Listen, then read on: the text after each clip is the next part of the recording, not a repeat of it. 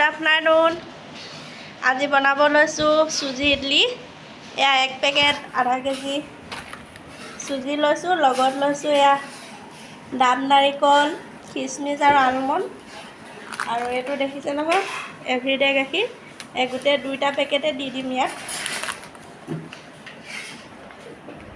চুজি ইডলি বনাবৰ কাৰণে চুজি, ডাব নাৰিকল, খিচমিচ, আলমণ্ড আৰু এয়া এভৰিডে গাখীৰ, লগত লৈছোঁ এয়া চুজি, চেনি মিহিকৈ মানে মিক্সাৰত পেষ্ট বনাই লৈছোঁ, তেতিয়া মানে ভাল হয় মিহিকৈ, বস্তুটো পূৰা চফ্ট হয় আৰু লগতে ফ্লেভাৰটো ভাল আহিবৰ কাৰণে লৈছোঁ এয়া লং ইলাচি গুড়ি এচামুচ,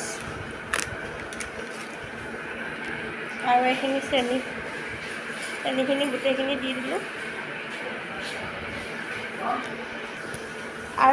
আৰু এটা বস্তু দিম, এইটো গৰু ঘিউ, অন্নপূৰ্ণা গৰু ঘিউ দিম 2 চামুচ।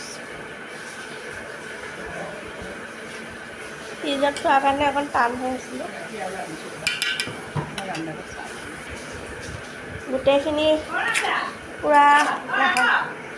গোটেইখিনি এতিয়া মিক্স কৰি লৈছোঁ। আৰু এটা বস্তু ইয়াত এড কৰিম, এয়া বেকিং পাউডাৰ। বেকিঙৰ সলনি আপোনালোকে চ'ডাও ইউজ কৰিব পাৰে। আমাৰ ঘৰত যিহেতুকে এতিয়া বেকিং পাউডাৰ খাওঁ, সেইকাৰণে বেকিঙে দিছোঁ। 2 চামুচ দিম, এই চামুচখনে দিম। দি আকৌ লাহে লাহে গোটেইখিনি মিক্স কৰি ল'ম।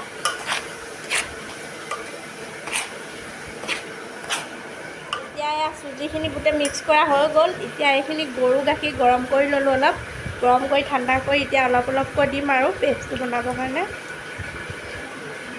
গৰু গাখীৰটো দিলে মানে খাবলৈ সোৱাদ হয়। আপোনালোকৰ ঘৰত যদি গৰু গাখীৰ নাথাকে তেন্তে আমুল তাজাও দিব পাৰিব।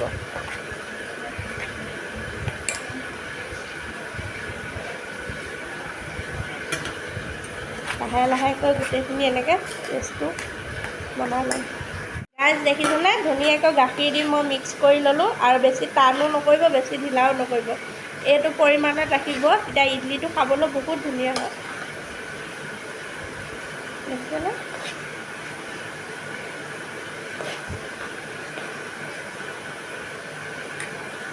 এতিয়া এইখিনিত ইয়াতে বনাম। ইয়াত মই ধুনীয়াকৈ ৰিফাইন সানি লৈছোঁ।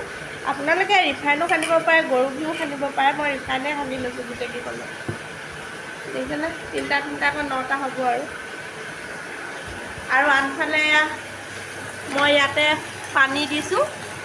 কুকাৰটোত বনাম যিহেতুকে ষ্টেণ্ডটো লগাই, আৰু গেছ অন কৰি পেলাই দি দিছোঁ পানী গৰম হ'বৰ কাৰণে। গাইজ দেখিছেনে, ধুনীয়াকৈ দি ল'লোঁ ঢাকনিখনতে। এতিয়া পানীখিনি পূৰা ভাপ আহি গৈছে। এতিয়া মই ইয়াত ভিতৰত সোমোৱাই দিলোঁ। এতিয়া কুকাৰৰ ঢাকনখন লগাই দিম। এনেকৈ কুকাৰ এনেকৈ নলগাওঁ আৰু এনেকৈ গাইজ দেখিছে, পিঠা হৈ গ'ল, একদম 5 মিনিটতে হৈ গ'ল। পিঠা হৈ গ'ল। আপোনালোকৰ কেনেকুৱা লাগিছে কমেণ্ট কৰি জনাব, আৰু কোনে কোনে খাই ভাল পায় কমেণ্ট কৰিবলৈ নাপাহৰিব।